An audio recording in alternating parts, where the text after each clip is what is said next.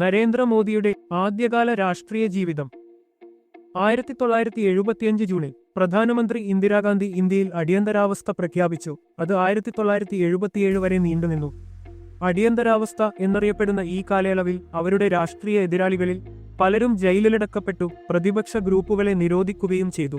ഗുജറാത്തിലെ അടിയന്തരാവസ്ഥയ്ക്കെതിരായ എതിർപ്പിനെ ഏകോപിപ്പിക്കുന്ന ഒരു RSS കമ്മിറ്റിയായ ഗുജറാത്ത് ലോക് സംഘർഷ സമിതിയുടെ ജനറൽ സെക്രട്ടറിയായി മോദിയെ നിയമിച്ചു. താമസിയാതെ RSSനെ നിരോധിച്ചു. ഗുജറാത്തിൽ ഒളിവിൽ പോകാൻ മോഡി നിർബന്ധിതനായി. അറസ്റ്റ് ഒഴിവാക്കാൻ പലപ്പോഴും വേഷം മാറി സഞ്ചരിച്ചു.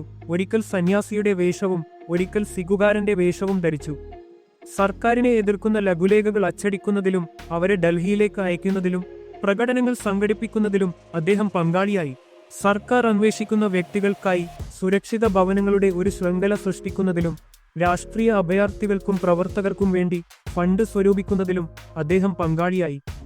ഈ കാലയളവിൽ അടിയന്തരാവസ്ഥയിലെ സംഭവങ്ങൾ വിവരിക്കുന്ന സംഘർഷമാ ഗുജറാത്ത്, ഗുജറാത്തിലെ പോരാട്ടങ്ങളിൽ എന്ന പേരിൽ ഗുജറാത്തി ഭാഷയിലുള്ള ഒരു പുസ്തകം മോദി എഴുതി. ഈ റോളിൽ ആയിരിക്കുമ്പോൾ ട്രേഡ് യൂണിയനിസ്റ്റും സോഷ്യലിസ്റ്റ് ആക്ടിവിസ്റ്റുമായ ജോർജ് ഫെർണാണ്ടസിനെയും മറ്റ് നിരവധി ദേശീയ രാഷ്ട്രീയ വ്യക്തികളെയും മോദി കണ്ടുമുട്ടി. 1978 മോഡി ഒരു RSS സംവാദ പ്രചാരകൻ, പ്രാദേശിക സംഘാടകൻ ആയി. സൂറത്തിലും വഡോദരയിലും പ്രവർത്തനങ്ങൾക്ക് മേൽനോട്ടം വഹിച്ചു.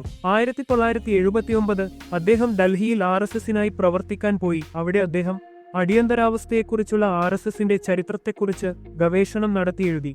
താമസിയാതെ അദ്ദേഹം ഗുജറാത്തിലേക്ക് മടങ്ങി. 1985 RSS അദ്ദേഹത്തെ BJPയിൽ നിയമിച്ചു. 1987 അഹമ്മദാബാദ് മുനിസിപ്പൽ തിരഞ്ഞെടുപ്പിൽ BJPയുടെ പ്രചാരണം സംഘടിപ്പിക്കാൻ മോദി സഹായിച്ചു. പാർട്ടി വിജയിച്ചു.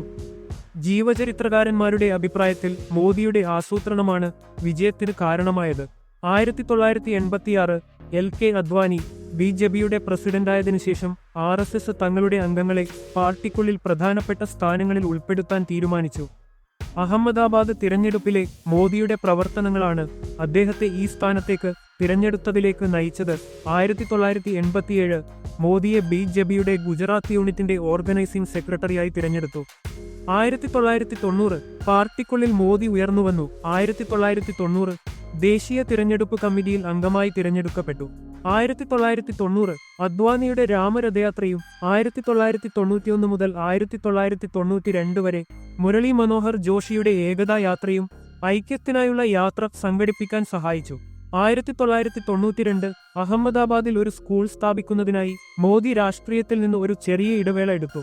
ഗുജറാത്തിൽ നിന്നുള്ള BJP MPയായ ശങ്കർ സിംഗ് വഗേലിയുമായുള്ള സംഘർഷത്തെ തുടർന്ന് 1994 അദ്വാനിയുടെ നിർബന്ധപ്രകാരം മോദി തിരഞ്ഞെടുപ്പ് രാഷ്ട്രീയത്തിലേക്ക് മടങ്ങി. പാർട്ടി സെക്രട്ടറി എന്ന നിലയിൽ 1995 സംസ്ഥാന നിയമസഭാ തിരഞ്ഞെടുപ്പിൽ BJP വിജയത്തിന് കേന്ദ്രബിന്ദുവായി മോദിയുടെ തിരഞ്ഞെടുപ്പ് തന്ത്രം കണക്കാക്കപ്പെട്ടു. ആ വർഷം നവംബറിൽ മോദിയെ ദേശീയ സെക്രട്ടറിയായി നിയമിക്കുകയും ന്യൂഡൽഹിയിലേക്ക് മാറ്റുകയും ചെയ്തു. അവിടെ ഹരിയാനയിലെയും ഹിമാചൽ പ്രദേശിലെയും പാർട്ടി പ്രവർത്തനങ്ങളുടെ ഉത്തരവാദിത്തം അദ്ദേഹം ഏറ്റെടുത്തു. അടുത്ത വർഷം ഗുജറാത്തിൽ നിന്നുള്ള പ്രമുഖ നേതാവായ ശങ്കർ സിംഗ് വഗേല ലോക്സഭാ തിരഞ്ഞെടുപ്പിൽ പാർലമെന്റ് സീറ്റ് നഷ്ടപ്പെട്ടതിനെ തുടർന്ന് ഇന്ത്യൻ നാഷണൽ കോൺഗ്രസിലേക്ക് കൂറുമാറി. 1998 ഗുജറാത്ത് നിയമസഭാ തിരഞ്ഞെടുപ്പിനുള്ള സെലക്ഷൻ കമ്മിറ്റിയിൽ അംഗമായിരുന്ന മോദി പാർട്ടിയിലെ വിഭാഗീയത അവസാനിപ്പിക്കാൻ വഗേലയെ പിന്തുണയ്ക്കുന്നവരെക്കാൾ നേതാവ് കേശുഭായ് പട്ടേലിന്റെ പിന്തുണക്കാരെയാണ് പിന്തുണച്ചത്. 1998 തിരഞ്ഞെടുപ്പിൽ BJPക്ക് മൊത്തത്തിലുള്ള ഭൂരിപക്ഷം ലഭിക്കുന്നതിന് അദ്ദേഹത്തിന്റെ തന്ത്രമാണ് പ്രധാന കാരണമെന്ന് പറയപ്പെടുന്നു. ആ വർഷം മെയ് മാസത്തിൽ മോദിയെ ജനറൽ സെക്രട്ടറി ആയി സ്ഥാനക്കയറ്റം നൽകി.